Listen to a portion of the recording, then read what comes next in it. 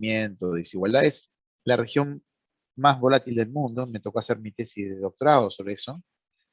Y cuando vemos para los 50 y pico de años que dan desde 1950 a 2005, las dos indicadores más importantes eh, que caracterizan a América Latina, que son justamente volatilidad y desigualdad. Acá tenemos en un poco más oscuro el coeficiente de Gini y un poco más clarito el desvío estándar promedio de la tasa de crecimiento del PBI multiplicado por 10 para usar la misma escala. Coeficiente de Gini más alto significa más desigualdad. Desvío estándar más alto significa más volatilidad. Bueno, de vuelta, América Latina no es la región más pobre, tampoco es la región más rica, ni la que tiene más crecimiento, ni otras características que ustedes podrían, ni la que tiene más profundidad financiera, y otras tantas cosas no lo es. ¿Qué es lo que es América Latina? Es la región del mundo con mayor volatilidad de la tasa de crecimiento del producto y mayor desigualdad en la distribución del ingreso. Son las dos cosas que caracterizan a nuestra región. En el marco de eso, cuando uno mira ya no las simulaciones de datos, sino el ciclo con datos reales que ven ahí, uno puede chequear dos cuestiones, digamos. Sí, efectivamente es un electrocardiograma, pero un electrocardiograma que se amplificó, cuya volatilidad se amplificó significativamente a partir de fines de los años 70, y que además a partir de fines de los años 70 empezó a tener un montón de periodos en los cuales sus tasas de crecimiento promedio ponderado de toda América Latina estuvieron por debajo de cero. O sea, recesiones regionales globales digo en el sentido de para toda la región, cosa que no existía para América Latina antes de la década de los 80.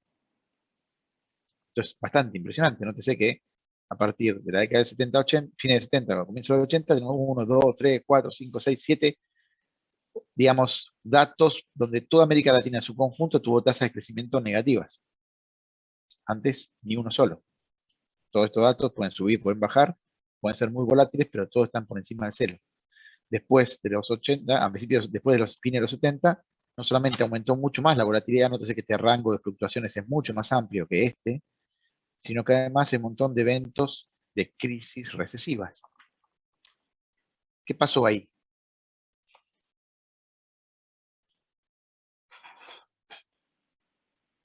¿Qué pasó en toda esa etapa?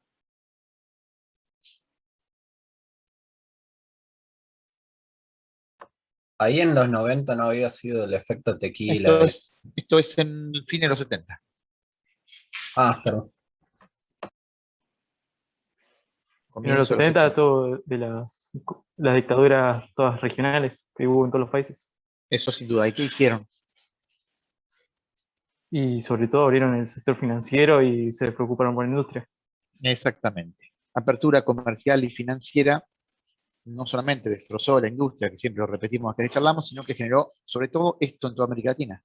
Las dictaduras militares que vinieron en toda la región, digamos que después, muchos años después, supimos que aparte estaban vinculadas con fuertes injerencias de países internacionales que financiaban estos golpes de Estado, pero más allá de las cosas que sí sabemos en materia de endeudamiento, de violación de los derechos humanos, de restricciones a la vida civil y a los derechos políticos, esto es menos sabido y se estudia menos en los colegios y en la facultad, que además de todo esto, aumentó violentamente la volatilidad del ciclo económico. Y aumentó violentamente la volatilidad del ciclo económico en América Latina, básicamente por la fuerte desregulación de la cuenta capital y de la cuenta corriente, es decir, apertura financiera y comercial indiscriminada. Que bueno, después, por supuesto, se profundizó en los 90, en el caso de Argentina, y en otros países, en otros momentos, antes en Chile, un poco después en Argentina, uno podría decir que mucho menos en Brasil, incluso teniendo una dictadura genocida muy intensa, pero no fue tan aperturista en la parte comercial como si lo fueron las de Chile y Argentina. Pero en todo caso, para toda América Latina en su conjunto, el resultado es el que ustedes pueden ver allí, un fuerte incremento de la volatilidad del producto. Ahora, sabemos la causa en términos conceptuales y sabemos el resultado. Lo que todavía no se discutió cuál es el proceso, cómo la apertura financiera y comercial podría generar más volatilidad del ciclo económico en la región.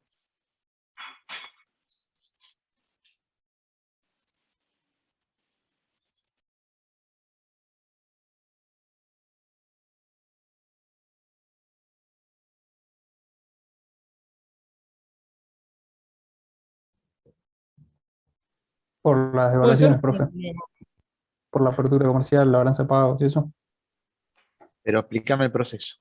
No, yo lo relacioné con el título de la clase de ciclos de Stop and Go. Con la apertura económica aumentan las importaciones. Eso sí, No, eso sí. porque no, estoy yendo un poquito más allá, porque el ciclo Stop and Go era desde siempre, digamos, desde de la posguerra. Así que no es que el ciclo Stop and Go empieza con la apertura comercial y financiera que se acelera a partir de los fines de los años 70, no. Sino que Bueno, se profundiza otra cosa. El ciclo Stop and Go estaba, y ahora vamos a discutirlo bien, y viene hace muchísimos años en América Latina. Acá pasó otra cosa más, que bueno, cita en el paper que tienen para leer, en el modelo nuestro, pero quiero que lo saquemos intuitivamente. ¿Qué es lo que pasa cuando hay una apertura de la cuenta de capital, por ejemplo? Cuenta financiera.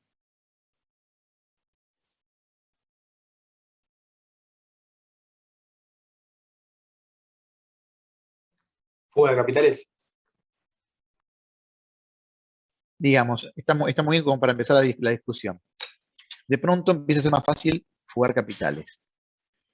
Cuando se fugan los capitales, ¿qué es lo que están, sobre qué presionan, digamos?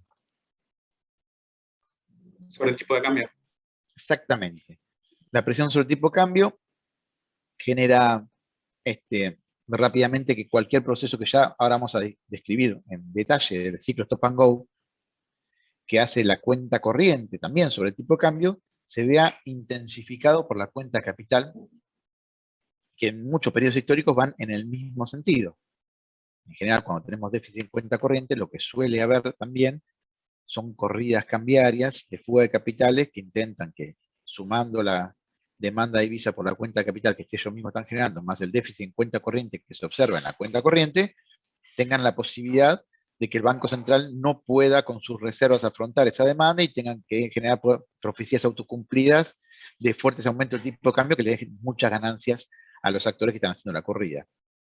Con esta apertura comercial y financiera, el ciclo Stop and Go que ya existía en las economías latinoamericanas, que se discutían acá, que ya era bastante más volátil que de los países desarrollados, por un mecanismo que ahora vamos a explicar, se intensifica y empieza a ser este otro enorme, puesto que a lo que ya ocurría en la cuenta corriente, producto del Stop and Go y los problemas que la estructura económica latinoamericana ya tenía, se le agrega la intensificación de esos mismos procesos que se dan por la cuenta de capital, por la posibilidad de fugar de manera más sencilla divisas que habitualmente se da en los mismos momentos en los cuales hay tensión cambiaria por déficit en la cuenta corriente.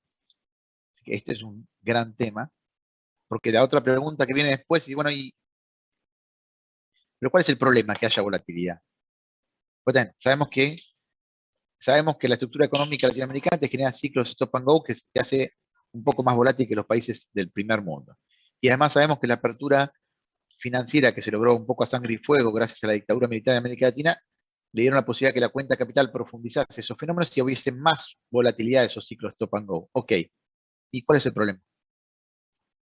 O sea, ¿qué problema genera que haya volatilidad? Que Argentina no tiene la máquina para crear dólares. No, pero eso es otro tema. Como no tiene la máquina para hacer dólares, es porque existe el ciclo stop and go. Si tuviera la máquina de hacer dólares, no habría ciclo stop and go. Pero no es la pregunta que yo hice. La pregunta mía es, ¿cuál es el problema para una región de que sea la más volátil del mundo? Para mí es la cuestión de que no te da la posibilidad de previsibilidad en hacer política económica. Podría ser, pero no es la más importante. Piensen, ¿cuál es el problema de que una economía sea volátil? Yo estaba pensando en que probablemente la tasa de inversión va a caer o va a ser baja comparada con otra región que no sea tan Exacto. volátil. Exacto, ese es el principal problema. Pero no termina ahí. Y si la inversión empieza a ser más baja, porque hay más incertidumbre, porque no puedes calcular correctamente los flujos de fondo, porque no sabes si un año de pronto te cae mucho la demanda y no puedes pagar el crédito que tomaste. Si cae mucho la inversión porque hay más incertidumbre, porque la economía es muy volátil, ¿qué pasa después? La tasa de crecimiento es cada vez menor. Exactamente. Tenemos a largo plazo la explicación de por qué América Latina crece muy poco, digamos, y muy poco en relación al resto de los países del mundo. Y en buena parte esa explicación, aún con todos los recursos que tiene, aún con buena parte del desarrollo industrial que 3 o 4 economías de la región tuvieron durante buena primera mitad del siglo XX, aún pese a todo eso, el crecimiento es bajísimo porque la inversión en general privada es muy baja, y la inversión privada es muy baja porque nadie en su sano juicio invierte mucho en una región donde es tan incierta la demanda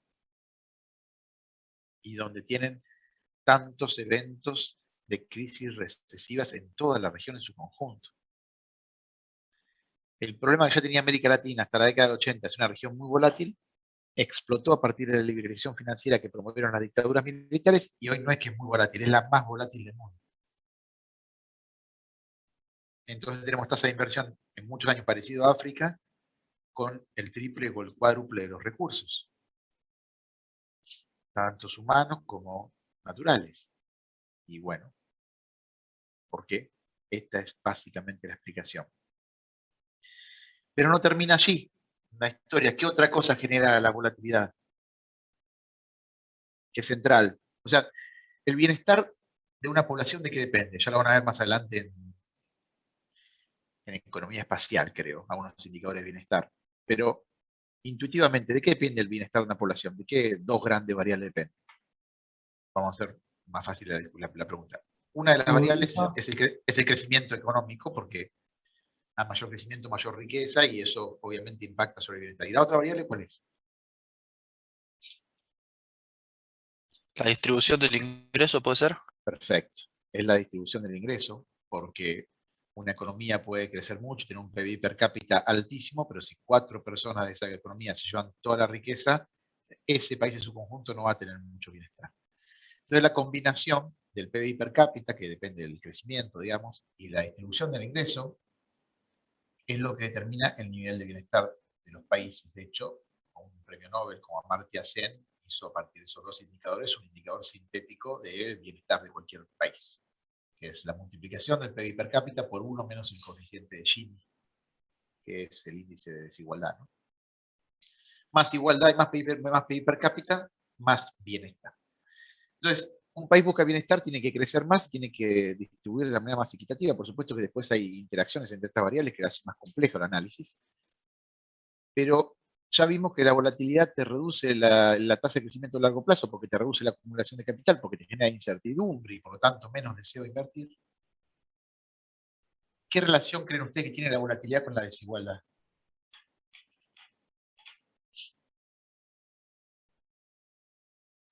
Positivo. ¿Por qué? Y porque cuando se dan recesiones o expansiones abruptas son, creo yo, periodos donde hay grandes redistribuciones de ingresos de unos a otros, sobre todo en recesiones. Está muy bien lo que está diciendo. Los procesos hipervolátiles de cualquier economía, ¿a qué tipo de empresas creen ustedes que destruyen en los procesos, en las etapas recesivas? Las pymes. A las pymes. Porque las grandes empresas tienen alguna forma siempre de financiar la caída en sus ventas con créditos, retención de ganancias, no distribución de viviendas, etc. Y bueno, saben que es una economía muy volátil, va a haber recesiones profundas, pero después va a la economía volver a crecer, así que se financiarán las malas y después se recuperarán las buenas. Las pymes no pueden financiar las malas, no pueden estar 2 años seguidos como acá, como en este periodo, 2 años acá, no pueden estar todos estos años pagando salarios y otros costos fijos y sin ventas. Lo pueden hacer 6 meses, lo pueden hacer 8 meses y después cierran. Ahora, el tema de eso es que cuando cierran las pymes, que son las principales generadoras de empleo en todos los países del mundo, empieza a masificarse el desempleo, porque las grandes empresas que subsisten, por más que ahora se vuelvan monopólicas porque tienen menos competencia, porque las pymes desaparecen, no, de ninguna manera toman a los trabajadores que tenían las pymes, porque por supuesto tienen procesos de ahorro de mano de obra, con tecnificación, etcétera, que permiten producir la cantidad que tenían que producir con mucho menor empleo por unidad de producto que lo que tienen las pymes.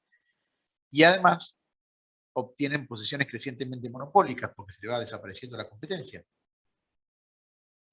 Porque las pymes desaparecen porque no pueden mantenerse en el mercado con semejante nivel de incertidumbre. Entonces, si tenemos más desempleo y además empresas más monopólicas que pueden fijar con mayor libertad precios que sean, como ustedes estudian en micro, ingreso marginal igual a costo marginal, sea precios de monopolio y no precios de competencia, bueno, entonces por ambos motivos, porque tenemos un nivel de precios más alto y porque tenemos una tasa de desempleo más elevada, en esa economía se vuelve cada vez más desigual. Entonces, cuando ustedes miran los datos y encuentran que América Latina es al mismo tiempo la región más volátil y también la más desigual del planeta, no es una casualidad de que dos variables de pronto aparecieron en forma conjunta.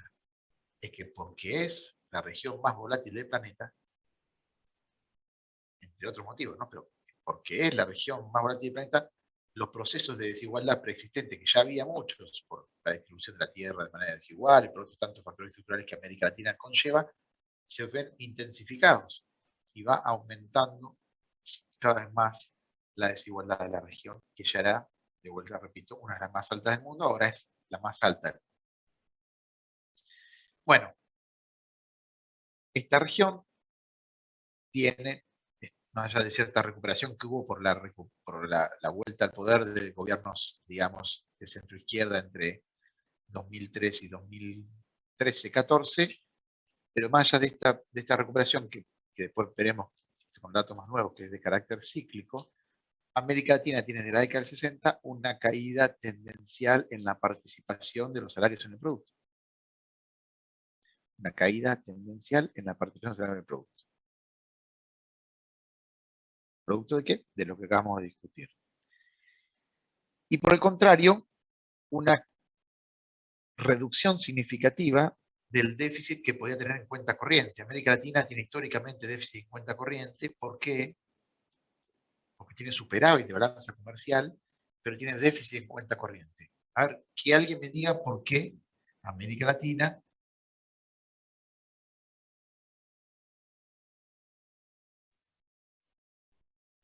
perdón, se me había puesto muteado. ¿Por qué América Latina tiene superávit estructural de balanza comercial, pero déficit estructural, aunque decreciente, como lo ven acá, pero no, déficit estructural de cuenta corriente? ¿Qué es lo que explica la diferencia?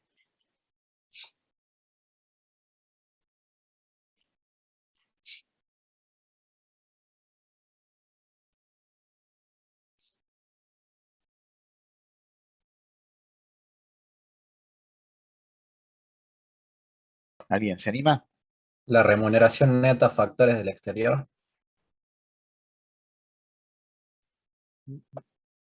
No, no está del todo preciso. Algo un poco más preciso, que es muy característico de América Latina. Toma de deuda. Exactamente. El pago de los servicios de la deuda que se contabiliza en la cuenta corriente. La principal diferencia entre la balanza comercial y la cuenta corriente es la balanza de servicios, incluyendo, por supuesto, además la remisión de utilidades de dividendo y el pago de intereses de la deuda. América Latina, estructuralmente y sistemáticamente, desde la apertura financiera, digamos, que tuvo América Latina a fines de los 70, tuvo un enorme, digamos, problema en la cuenta corriente explicado no por la balanza comercial. América Latina exporta sistemáticamente más de lo que importa, y Argentina es uno de esos países. Exportamos más de lo que importamos, sin embargo tenemos siempre déficit en cuenta corriente. ¿Por qué? Porque lo que exportamos más de lo que importamos no nos alcanza habitualmente para pagar los intereses de la deuda y las remisiones de utilidades y dividendos que las distintas empresas hacen hacia el exterior. ¿Está bien?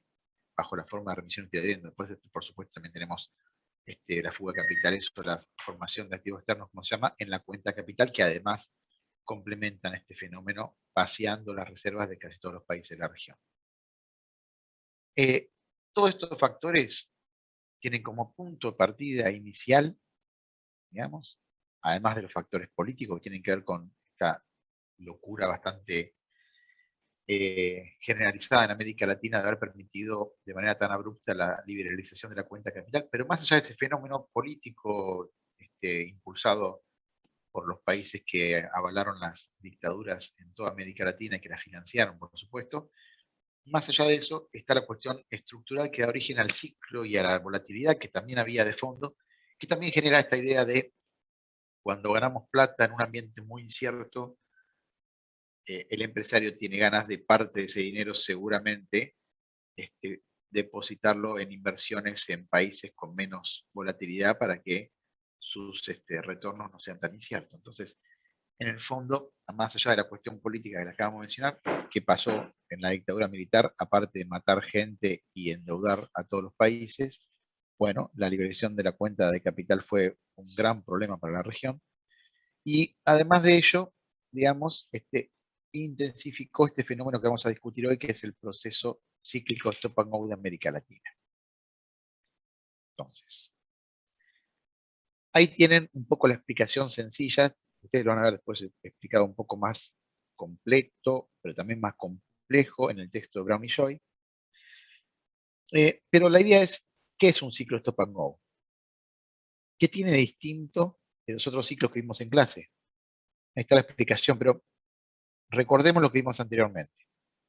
En el caso del ciclo keynesiano, tiene que ver por los cambios en las expectativas respecto a la eficacia marginal de capital que afecta a la inversión, principal determinante de la dinámica cíclica en la explicación keynesiana.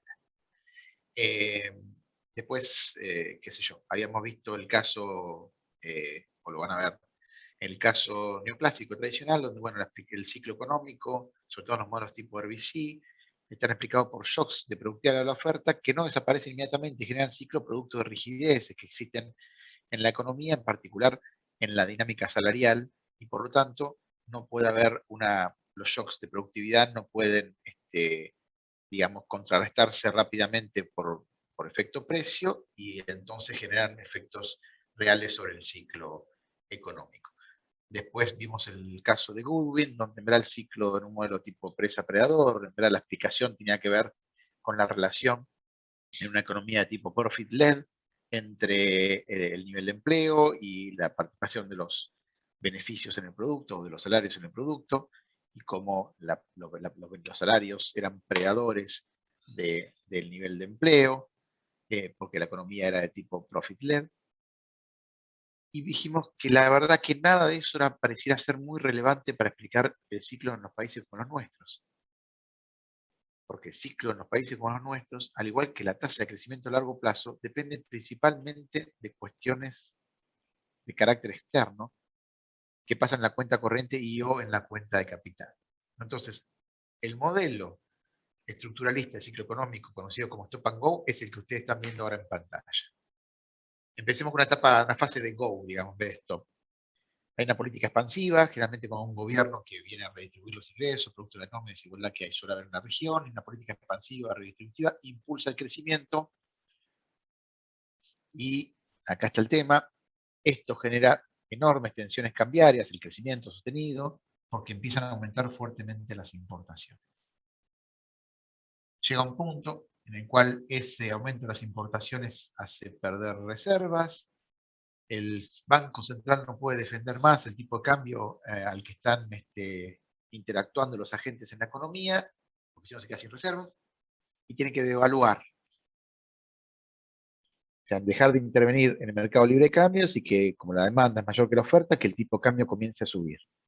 Cuando devalúa, empieza la fase 2, la parte del stop. Devalúa y aumenta la inflación. Como aumenta la inflación, cae el salario real, cae el consumo. En el medio de cada una de estas cosas que estoy diciendo, hay supuestos y relaciones que explican por qué la devaluación genera inflación, por qué la caída del salario real genera caída del consumo. Cae el consumo, cae el producto, y como cae el producto empieza a caer las importaciones hasta equilibrar las cuentas externas. El tema es que en el proceso de todo eso, cae el producto, hubo inflación, por lo tanto aumentó la pobreza y aumentó la desigualdad. En un momento la tensión social suele ser insostenible y nuevamente suele haber un cambio político y entonces viene un gobierno que comienza una nueva fase Go con una política expansiva y redistributiva y nuevamente empiezan a aumentar las importaciones y así se va sucediendo infinitamente este proceso que hace que la economía latinoamericana no puedan crecer de manera sostenida sin tener estos cuellos de botella del sector externo que generan devaluaciones y caída del producto. Lo importante de este fenómeno es entender cuáles son las hipótesis sobre las cuales trabaja, que hace que sea totalmente distinto de todo lo que ven para los países desarrollados. Porque yo creo que les conté en una de las clases. Una cosa que me llamó mucho la atención cuando vino un premio Nobel a discutirnos, a presentarnos, ya soy muy grande, pero hace 20 años aproximadamente vino, 20 no, pero casi 20, vino Finn Kidland, que ganó junto con Prescott el premio Nobel por su modelito del RBC, que también lo damos acá en Macros. Y lo presentó acá en Argentina junto con Sarazaga, un argentino que escribía con él. Y le quisieron hacer un modelo que aplique para Argentina, y decía que le daba bastante bien su modelo, lo calibraron y algunos microfundamentos le pusieron valores con lo que llaman parámetros profundos y así lo pudieron calibrar y decían, bueno, el modelo da bastante bien para Argentina, salvo en un par de cosas. ¿En qué cosas creen ustedes que daba mal el modelo RBC para Argentina?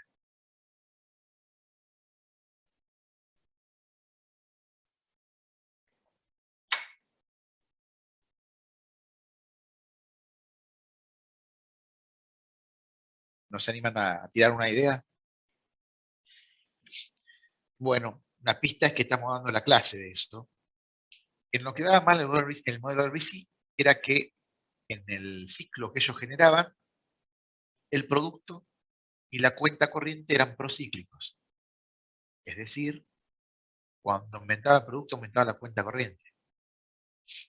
Y por supuesto todos nos levantamos en nuestra charla, me acuerdo, pero en Argentina y en toda América Latina eso es exactamente al revés. No es que está dando mal algo marginal del modelo, es el corazón del modelo del ciclo está dando mal.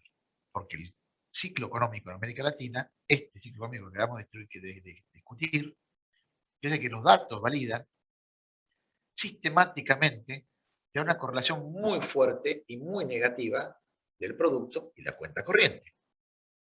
Entonces la pregunta subsiguiente es, ¿por qué le daba mal en el modelo RBC la relación entre producto y cuenta corriente?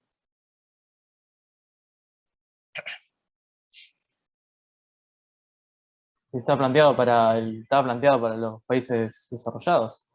No pasa eso ya. Sí, pero ¿qué cosa del modelo era la que explica que le dé mal? Le dé mal, repito, no algo marginal, sino lo más importante del ciclo.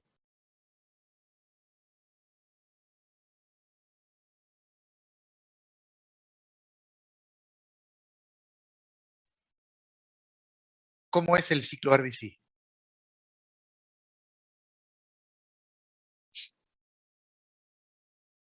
Están los textos, lo tienen que leer, así que ¿cómo comienza el ciclo RBC? Con un shock en la oferta, ¿no pensaba? ¿Con un shock en qué? Sí, ¿en la oferta en qué? ¿En qué cosa la oferta? En la oferta de la tecnología de las empresas era, no me acuerdo bien. Un shock de productividad. Productividad, está. Entonces lo que dicen en el modelo RBC es que como el ciclo es básicamente determinado por un shock en productividad que luego se perpetúa en el tiempo por decisiones de oferta laboral, intertemporal de los agentes y por los más neokeynesianos y por rigideces en los salarios, pero como el shock y la fase de crecimiento comienza no por un shock de demanda, sino por un shock de oferta, de productividad, lo que dicen ellos es, bueno, este mismo shock de oferta que genera más crecimiento económico, también me reduce los costos de los productos transables entonces nuestros productos se vuelven más competitivos y aumentan las exportaciones netas, con lo cual mejora la cuenta corriente.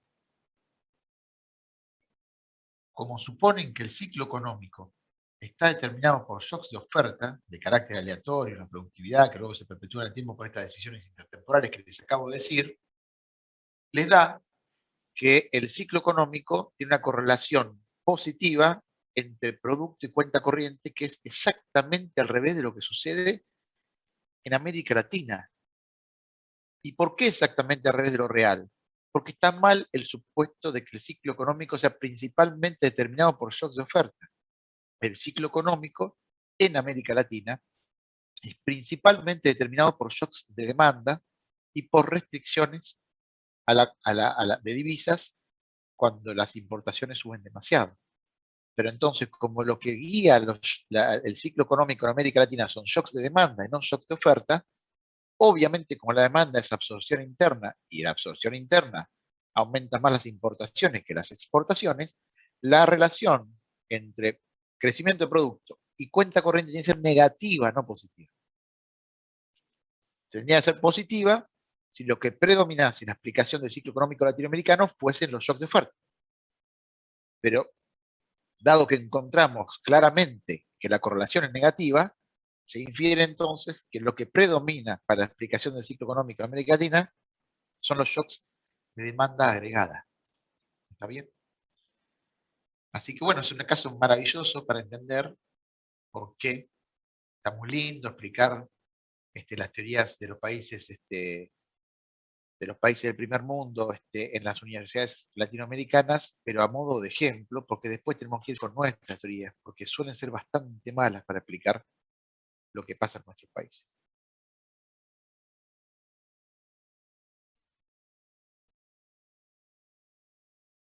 ¿Cuáles son las Una consulta, hipótesis? Sí, sí, por favor. eh, porque estaba pensando, ¿y cuántos gobiernos progresistas tuvo la Argentina o América Latina que hagan política redistributiva en estos últimos 50 años? Porque estuve pensando y con gobiernos militares, después liberales, no llevaron a cabo políticas redistributivas.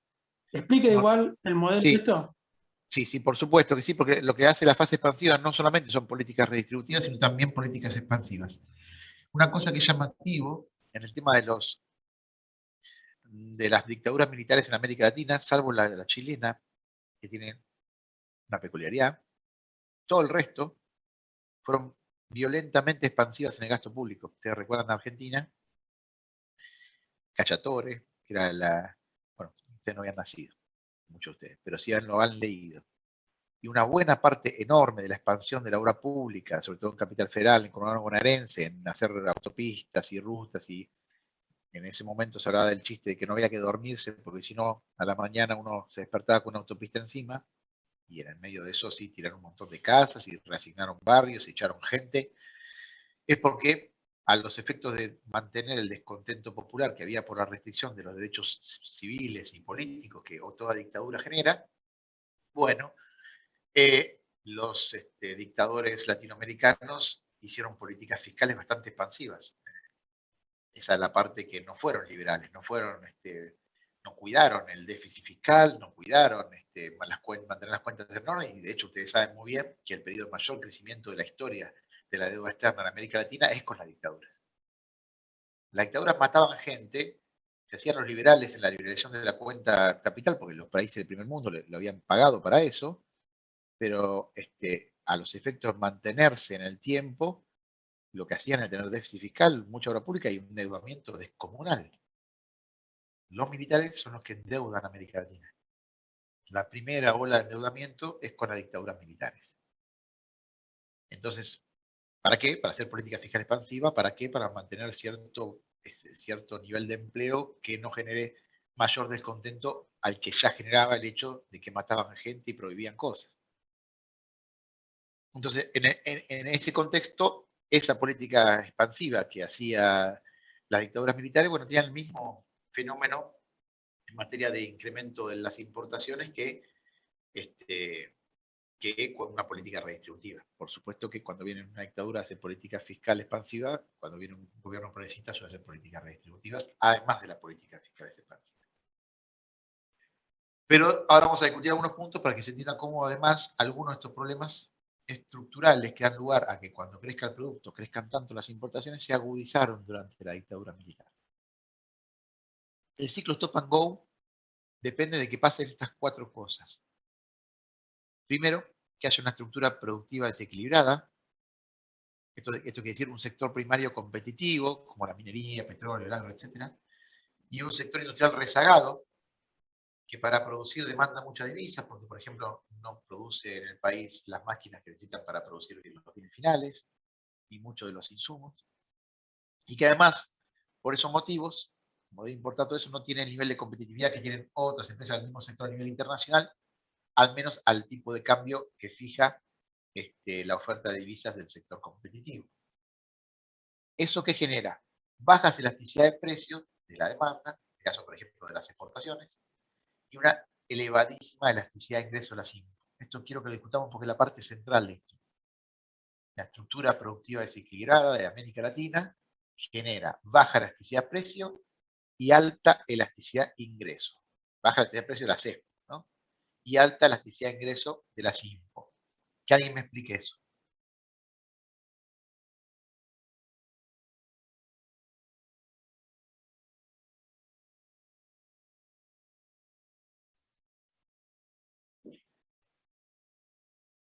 Vamos a empezar por el primer punto, así que un centro alguno puede explicar.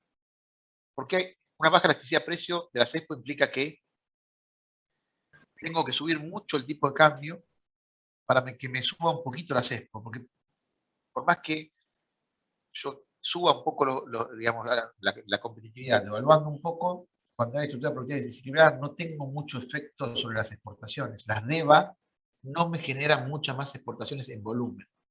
¿Por qué?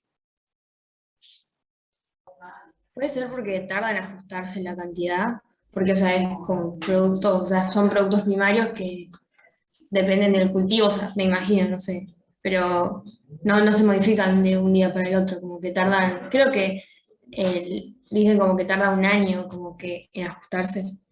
Esa es una gran respuesta inicial. Primer punto es, hay un factor fijo de producción en lo que es el sector competitivo, que es el que exporta, que es la tierra.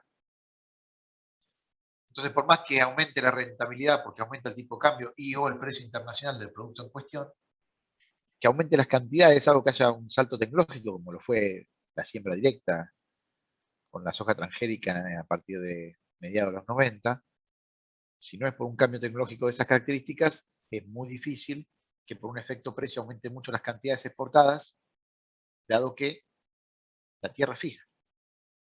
Y ustedes le pueden poner más fertilizantes, más tractores, pero mucho más no van a producir, porque la tierra es fija.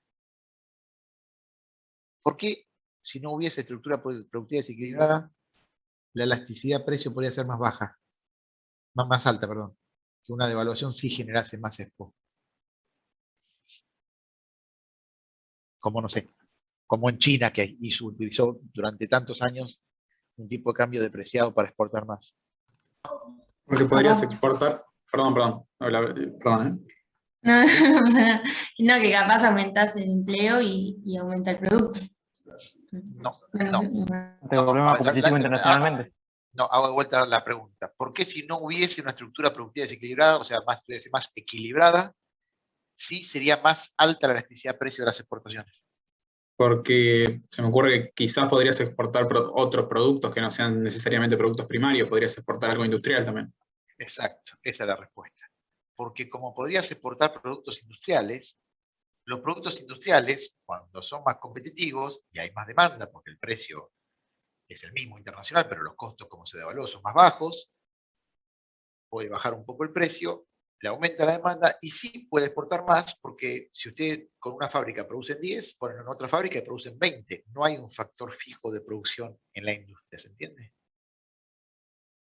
Entonces, las señales de precio en la industria sí terminan generando bastante más producción que en el sector primario, porque no hay un factor fijo de producción. ¿Está bien? Entonces es un gran problema tener una estructura productiva desequilibrada, porque cuanto más desequilibrada es decir, cuanto menos industria tenga esa economía, y más dependa del sector primario, menos significativos van a ser los aumentos de exportación que uno tenga por devaluar. ¿Y cuál es el problema de esto? Es que cuando te quedas sin divisas y tenés que devaluar, y pasa esto, y vos tenés déficit de cuenta corriente que querés eliminar con la devaluación, si vos tenés bajas elasticidades de precio de las exportaciones, de la demanda de exportaciones, tenés que devaluar un montón se entiende que tenés que devaluar un montón para poder eliminar el déficit de cuenta corriente. ¿Por qué son tan grandes los ciclos económicos en América Latina? ¿Por qué tan violentos los episodios inflacionarios? ¿Por qué tan volátil el producto? Porque cuando empezás a tener déficit sostenido de cuenta corriente y te quedás sin divisa en el Banco Central, tenés que devaluar mucho para recomponer el equilibrio en las cuentas externas porque tus exportaciones no reaccionan. Y cuando exportamos mucho más, y parece que exportamos mucho más, es porque hay un efecto precio, porque de pronto ha aumentado el precio de la soja, no las cantidades. Digo, repito, salvo por supuesto el cambio tecnológico de la siembra directa que empezó en soja, después se hizo en maíz y en trigo, pero si no es por el cambio tecnológico, el efecto precio no te genera aumento de cantidades. En toda América Latina, entonces como no genera mucho aumento de cantidades, tenés que devaluar mucho, dado los precios internacionales, para eliminar el déficit de cuenta corriente que querés eliminar con la devaluación. En los países que tienen estructura productiva equilibrada, una pequeña devaluación genera el mismo efecto, y por lo tanto hay menos inflación, hay menos recesiones, hay menos volatilidad, y hay más crecimiento a largo plazo. Sí, sí, lo que estoy diciendo es que la estructura productiva desequilibrada es la gran cagada de América Latina, que la tienen muchos países, por supuesto todos los países de industrialización tardía, todo el sur global, digamos, ¿no? Pero que no era tan mala en América Latina hasta la década del 70. El daño más importante de las dictaduras militares en América Latina, además del endeudamiento que generaron, que fue una salvavidas de plomos que nos quedó para siempre, es haber destruido, es la primera ola de destrucción de la industria. Porque ustedes destruyen la industria con apertura comercial indiscriminada. En el caso de las dictaduras militares, además fueron con apreciaciones forzadas del tipo de cambio, financiadas con endeudamiento externo, destruyen la economía local, la industria local, inmediatamente bajan la elasticidad de precio de las exportaciones. Inmediatamente. Eso es inmediato. Pero no solamente eso, viene la segunda parte de la frase que está ahí arriba. También aumenta la elasticidad de ingreso de las importaciones. Porque ¿por qué es alto en América Latina la elasticidad de ingreso de las importaciones? Es decir, ¿por qué aumentan mucho las importaciones cuando aumenta el producto?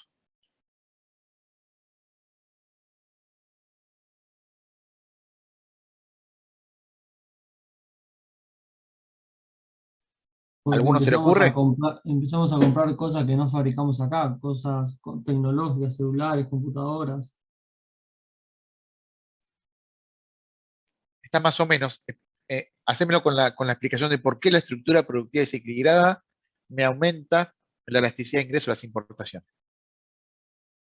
Porque la industria rezagada va a depender de importaciones también, si no está acá.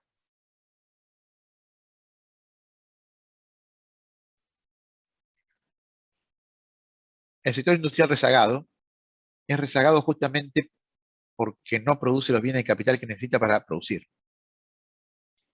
Los tienen que importar. Todos los bienes de capital y buena parte de los insumos. Cuando hay estructura productiva desequilibrada, eso no sucede. Porque el sector que demanda insumos de capital se los compra a otro sector industrial que los produce en Argentina, en América Latina. Entonces eso no genera importación.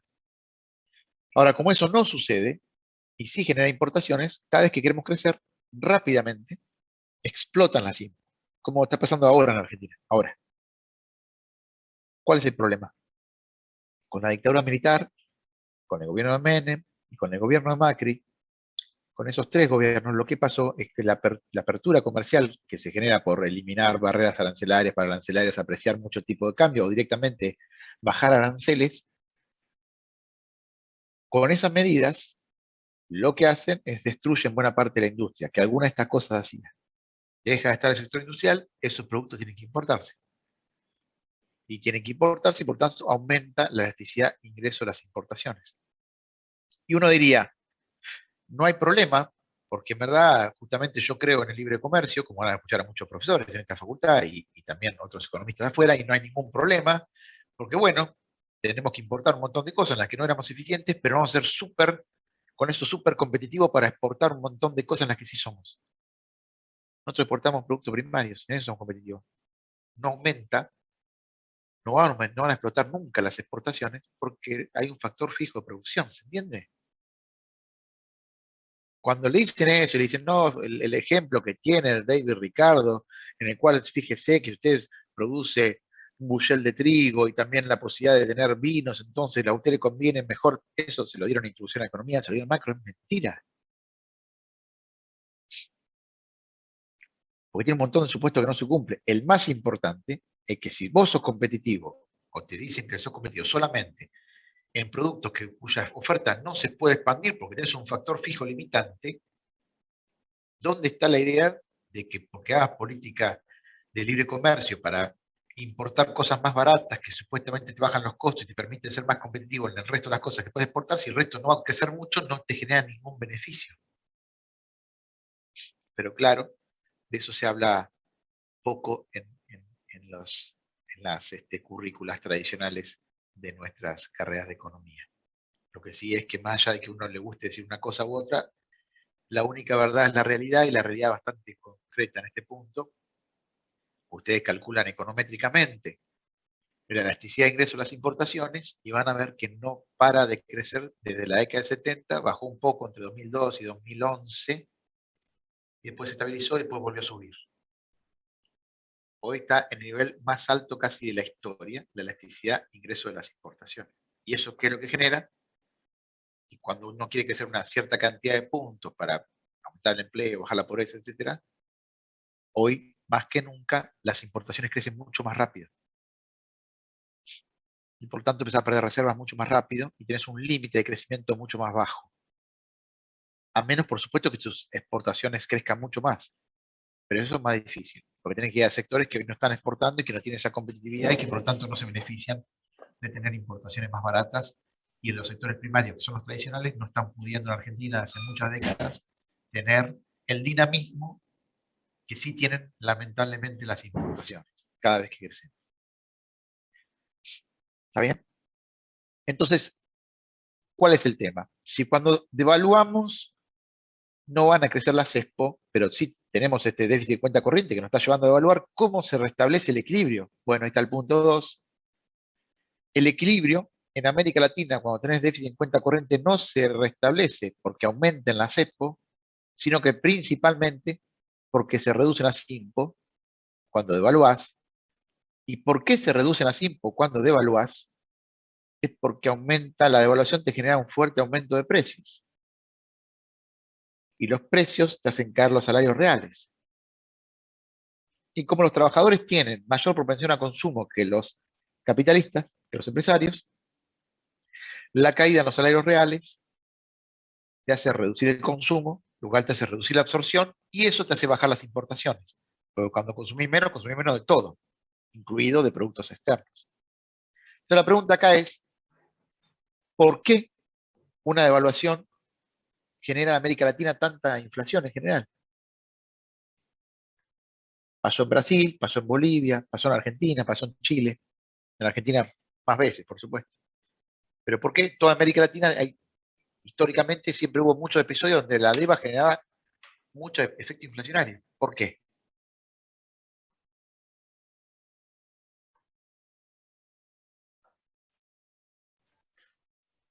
Ser porque la devaluación se traslada a precios siempre, Claro, pero ¿por qué, tipo de cambio.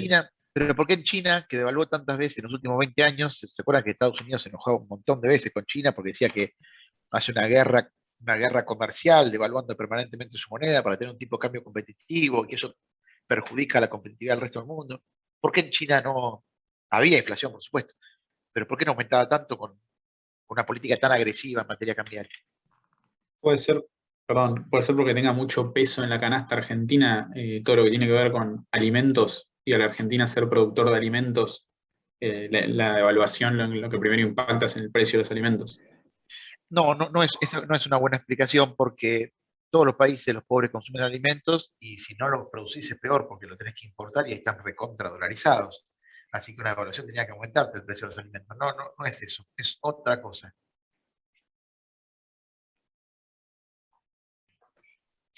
¿Aumentan los costos de producción, puede ser, por los insumos importados? Más o menos, pero sí, el punto es más general. Es como tenés una estructura productiva tan desequilibrada, ergo, producís tan pocas cosas de las que consume tu gente y de las que necesita la industria, todo el resto lo estás importando. Es una enorme cantidad de productos dolarizados en tu economía, porque no producís muy pocas cosas. O sea, sean honestos con ustedes mismos.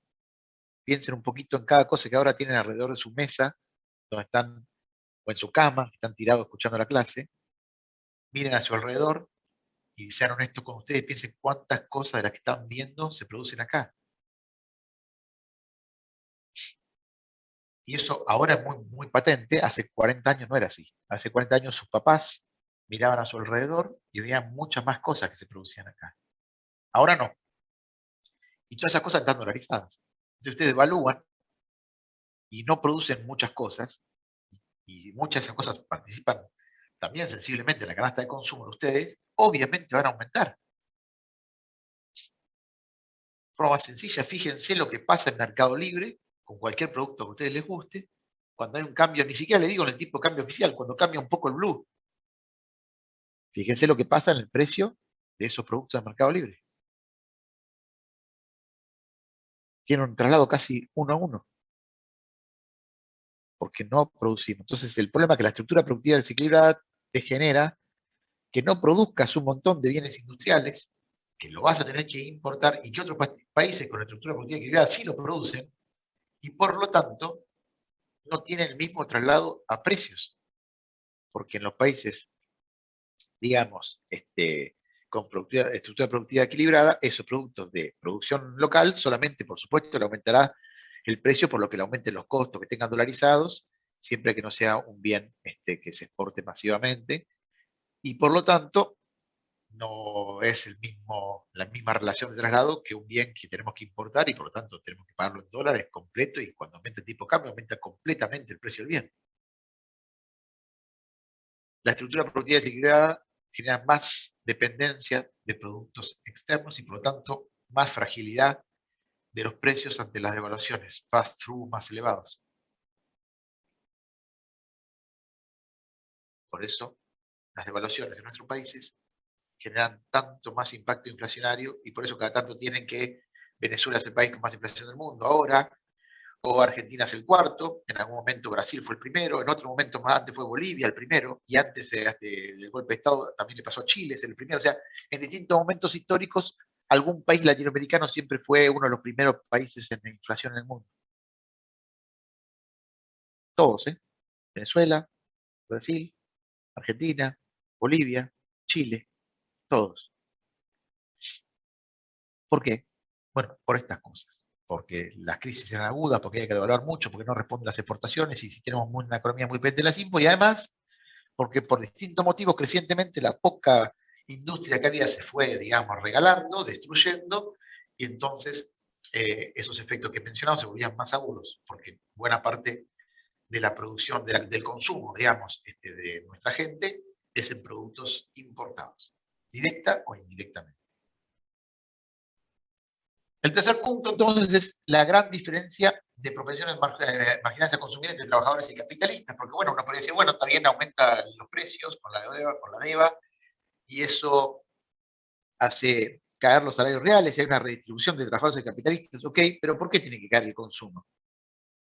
O sea, ¿por qué una redistribución me generaría una caída en el consumo? Bueno, ustedes tenían que decir, depende cuánto son las propensiones marginales a consumir de unos y otros.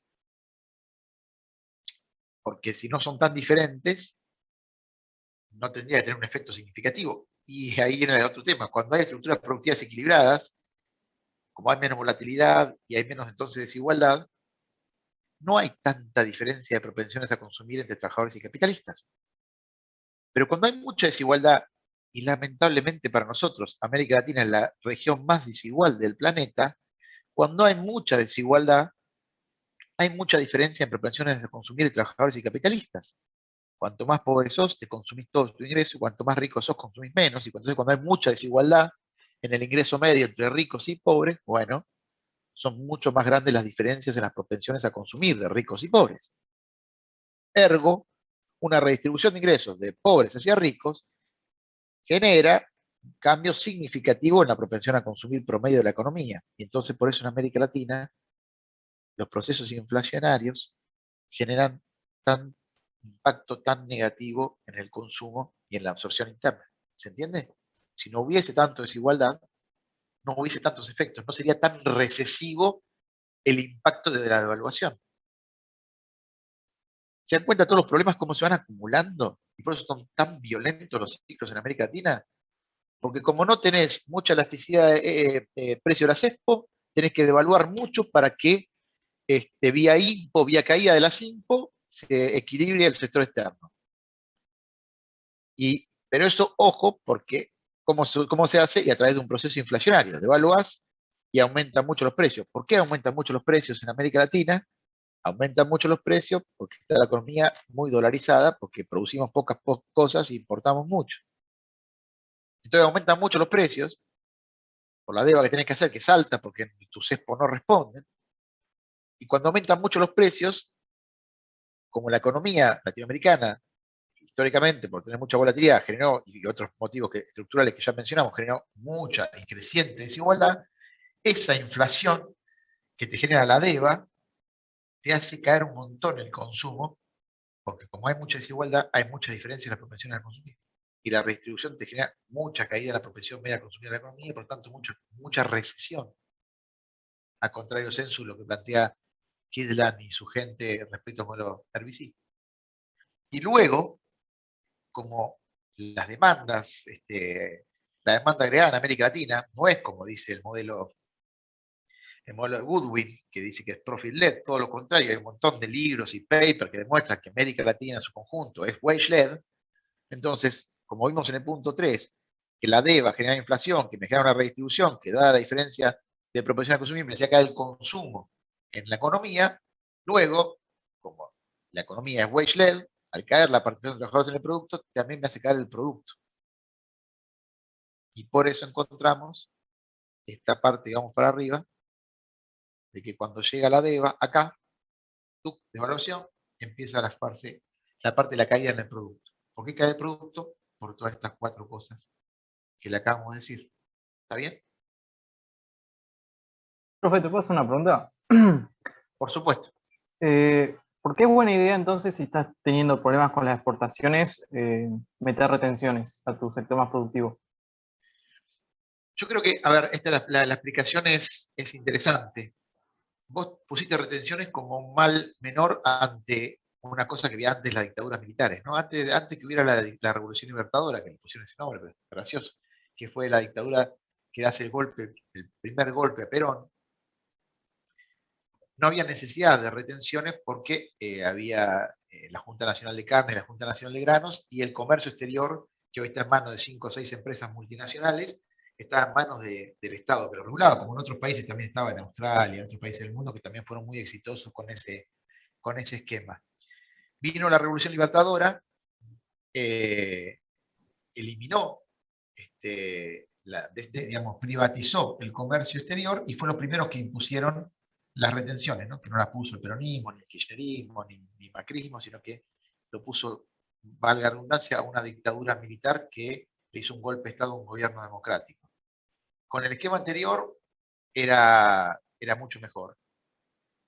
Ir para atrás en la actualidad hacia ese esquema sería súper conflictivo.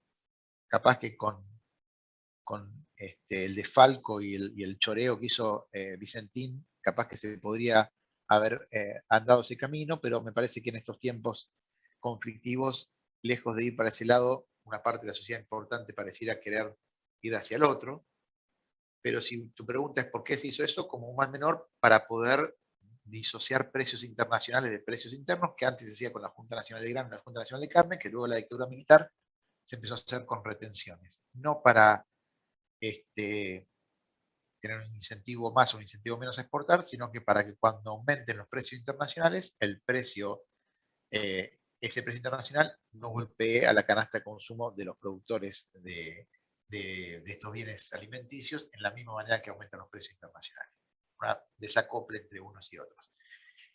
La idea central, me parece a mí, es que no funciona del todo muy bien para promover la CESPO, poner retenciones, pero sacarla solamente es muchísimo peor.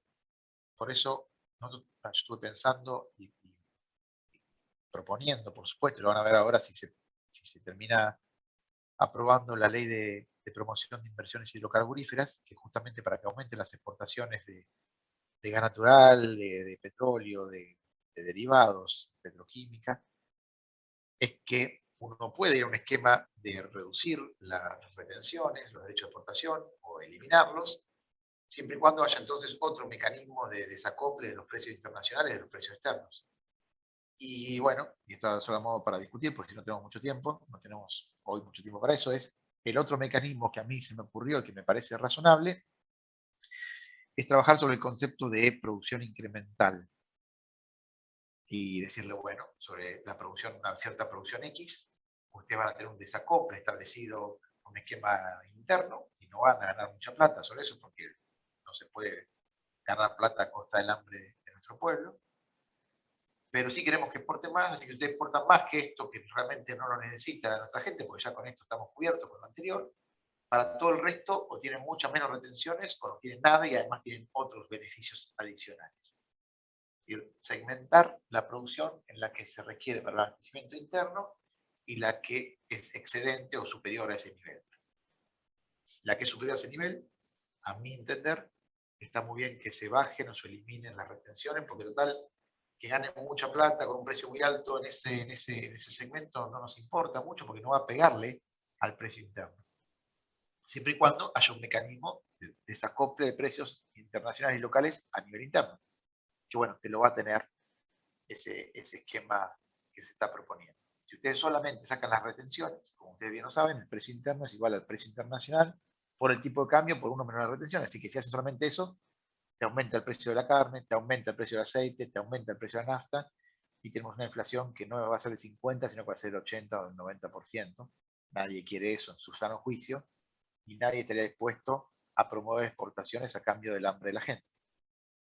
Entonces, o se vuelve al esquema que había antes del golpe de Estado de la Revolución Libertadora, de que el comercio exterior esté nacionalizado, o si a mucha gente le da escozor eso y no quiere y no le gusta, bueno, un esquema de segmentación del mercado con regulación del precio interno y un precio externo donde sí, para la parte de producción incremental se puede obtener mayores beneficios, creo que es un acuerdo razonable.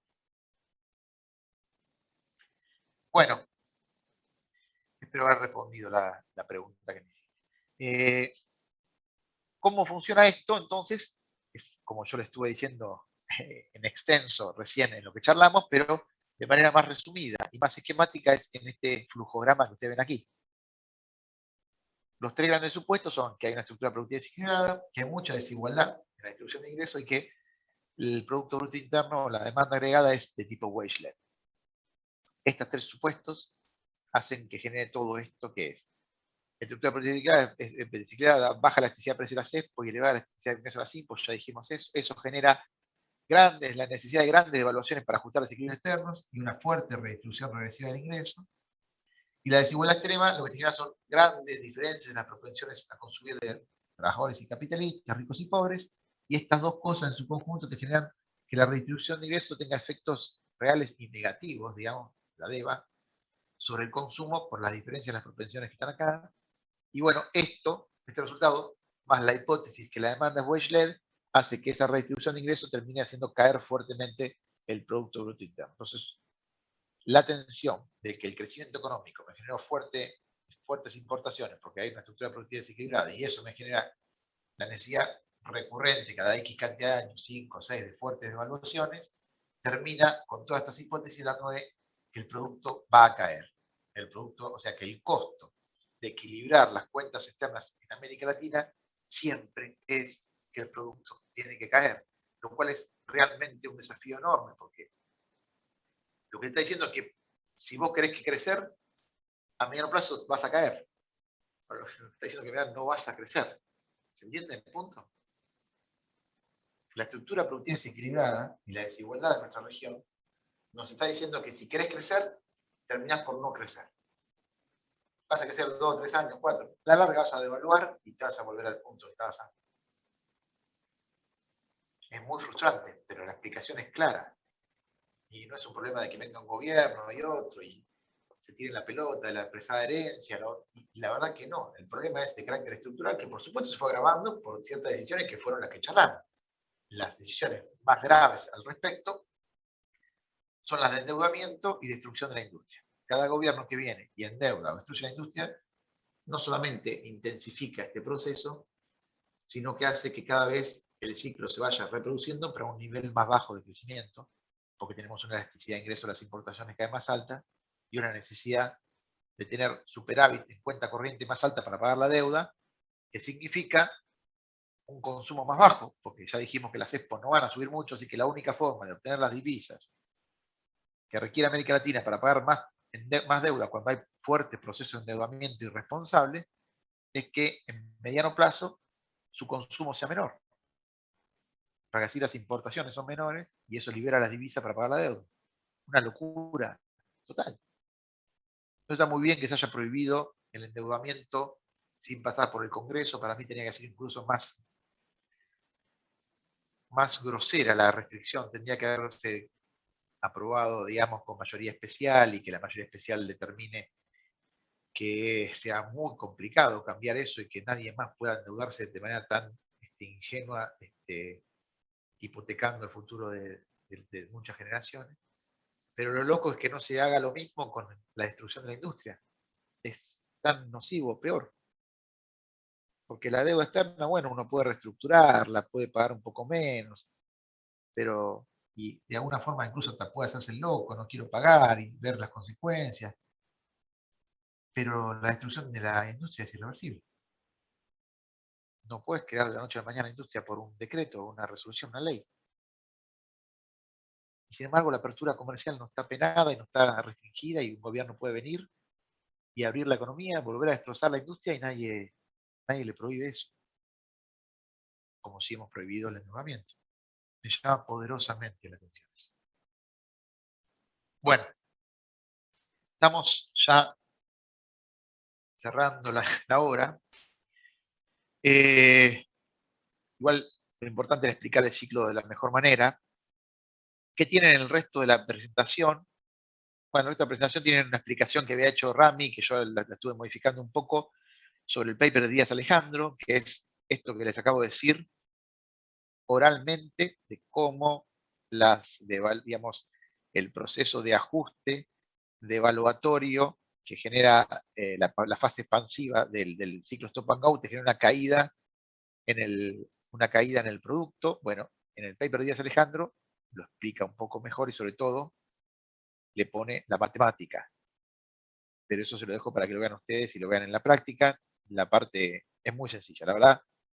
La parte matemática de Díaz Alejandro es simplemente una sustitución y les comenta que en contextos normales y bajo las hipótesis tradicionales que acabamos de discutir, sí, la DEVA te va a generar una caída en la demanda del producto H, que es el producto, la nomenclatura que utiliza para la producción doméstica, y también una caída en la demanda del producto F, que es el producto compuesto externo, exportaciones y productos que sustituyen importaciones.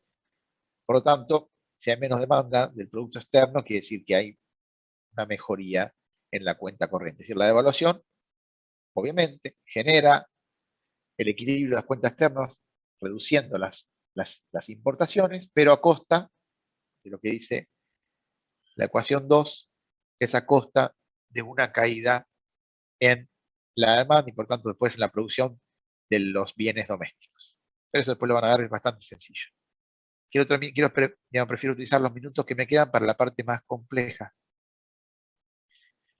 La parte más compleja, después están los hechos estilizados, y que la verdad que en eso Rami hizo una linda revisión de cómo efectivamente en todos los grandes procesos de evaluatorios de los ciclos Stop and Go siempre pasó lo mismo, que es esta idea de una fuerte recesión en el producto por caída en el consumo, por la caída en el salario real.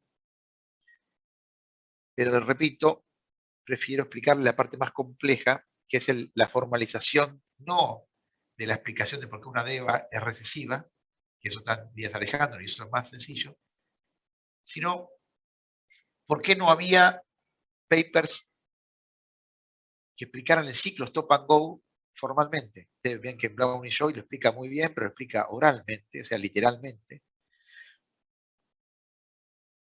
Hay un montón de papers que explican la parte de la relación entre restricción externa y crecimiento, y también hay muchos papers que explican algunos aspectos del ciclo Stop and Go con gráficos y flujogramas y expresiones literales. Había poco de matemática. ¿Por qué? Porque es un poco compleja la matemática del ciclo Stop and Go.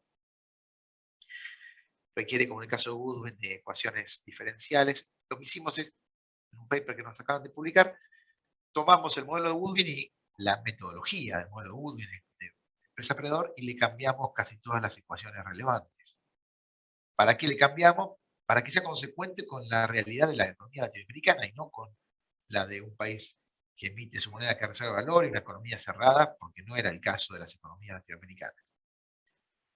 Entonces, con estos supuestos que están acá, que es algunos parecidos a los que eran menos relevantes, a Goodwin, digamos, productividad exógena, es muy discutible, pero no cambia los resultados, lo mismo que el crecimiento de la fuerza de trabajo, lo mismo que el crecimiento de la CESPO, y lo mismo que hay dos bienes, trabajo y capital, pero después el producto es de tipo wage-led, mientras que en Goodwin era profit-led, en Goodwin era economía cerrada, acá es economía abierta, y tenemos una cuenta corriente que es contracíclica, no como dice el modelo de RBC, sino como efectivamente pasa en América Latina, tipo cambio flexible para ser más fácil en la evaluación de cómo la dinámica macro le va pegando el tipo de cambio, la cuenta de capital abierta, como efectivamente lo es en América Latina, salvo ahora en Argentina en un momento de crisis, pero lo fue a partir de la década del 80, como bien vimos, en casi toda América Latina. Y, por supuesto, una relación negativa entre los salarios reales y el tipo de cambio real.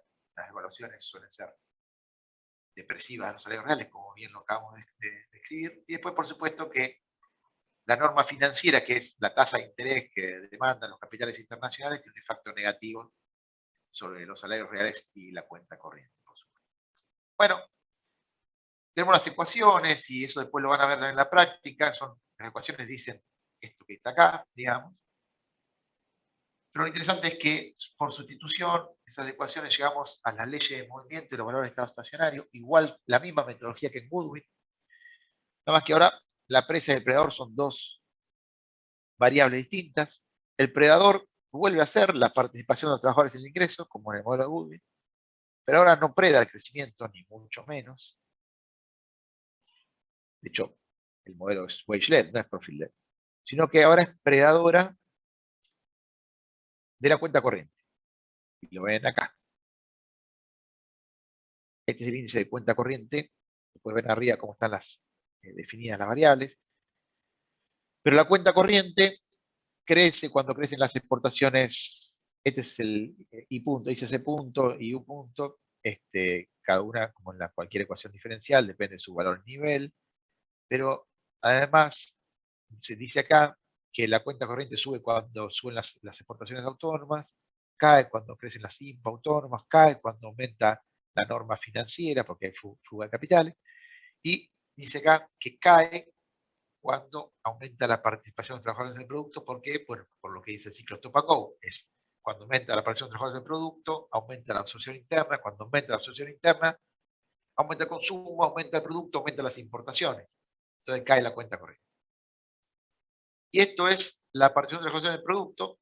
Bueno, depende negativamente de lo que aumente la productividad. Y claro, cuando aumenta la productividad, aumenta la participación, ceteris paribus, aumenta la participación de los beneficios en el producto. Depende menos por menos más, depende positivamente de lo que aumente los salarios reales de manera autónoma, ETA, y después menos por más menos depende negativamente de la norma financiera internacional, porque cuando aumenta la tasa de interés que demandan los capitales transnacionales, bueno, hay flujos de capitales de salida, y cuando salen los capitales aumenta el tipo de cambio, y cuando aumenta el tipo de cambio caen los salarios reales, y por lo tanto cae la participación de los valores en el producto.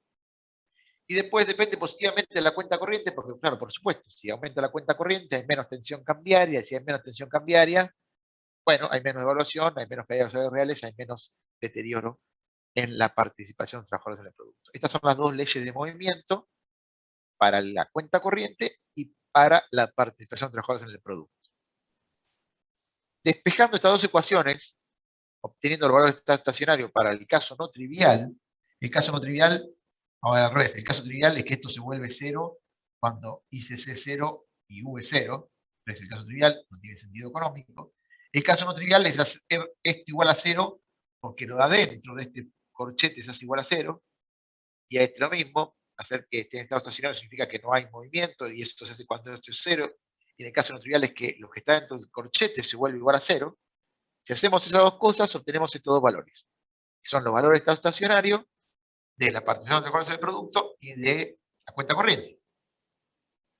La participación de los del producto depende, como dijimos, de estado estacionario también, positivamente de la CESPO, negativamente de la SIMPO y negativamente de la norma financiera internacional. Y la cuenta corriente depende positivamente de la productividad, negativamente del aumento autónomo de los salarios reales y positivamente de la norma financiera. Porque claro, cuando hay Una una norma pregunta. financiera, sí, perdón, un segundito, cuando hay una norma financiera más elevada, para que haya equilibrio, digamos, de estado estacionario, tiene que tener una cuenta corriente más elevada que permita compensar la salida de capitales por el aumento de la norma requerida financiera. Sí, decime. Con respecto a norma financiera, ¿se refiere a liberalización financiera, se podría decir? No, norma financiera en el paper está entendido como la tasa de retorno real requerida por los capitales financieros internacionales. O podríamos decir tasa de interés internacional más riesgo país. ¿Está Perfecto, bien? gracias, profe. Por nada.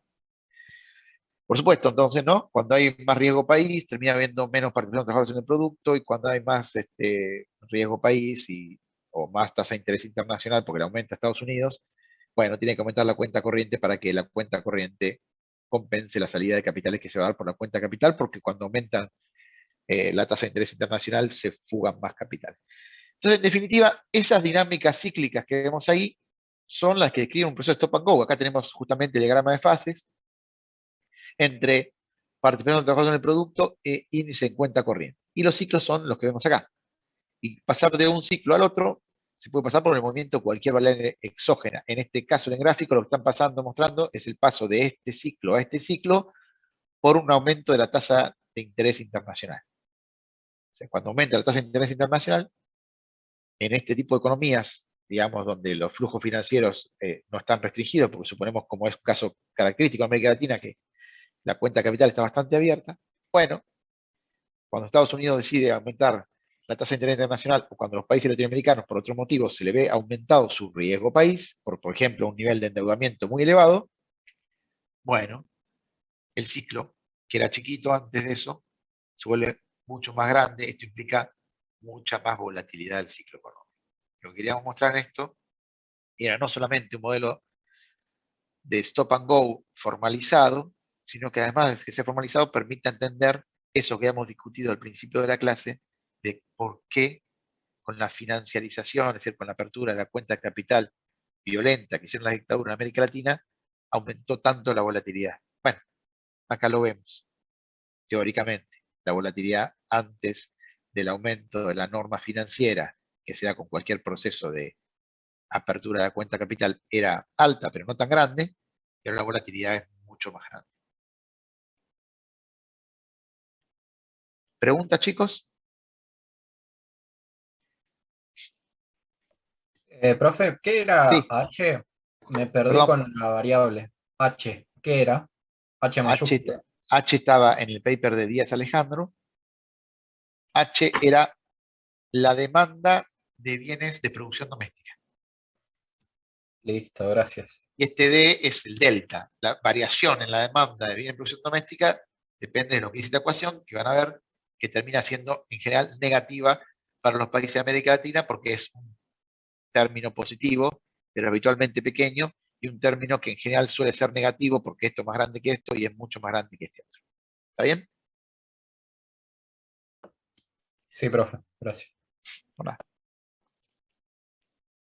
¿Alguna pregunta más? Bueno, digo, este tema es súper interesante, porque si ustedes, y cierro con esto, si ustedes combinan esta discusión de por qué el ciclo económico en América Latina es como es y entienden bien los problemas que implica tener una estructura productiva desequilibrada y en particular no hacer políticas de industrialización o generar políticas de endeudamiento y cómo ambas cosas te intensifican la volatilidad cíclica, el destruir la industria, el endeudar a la economía, entienden por qué, más allá de la discusión política que uno pueda tener, las simpatías por una u otra idea, por si me gusta tener estados más grandes, más chiquitos, si son todos chorros, no son todos chorros y todas esas cosas medio tontas que son a partir de las cuales se suele reducir la discusión política, y ustedes en vez de pensar como simples ciudadanos, piensan como economistas que ya lo son, por más que todavía no tengan título, porque les gusta esto, lo que tienen que buscar es fundamentos formales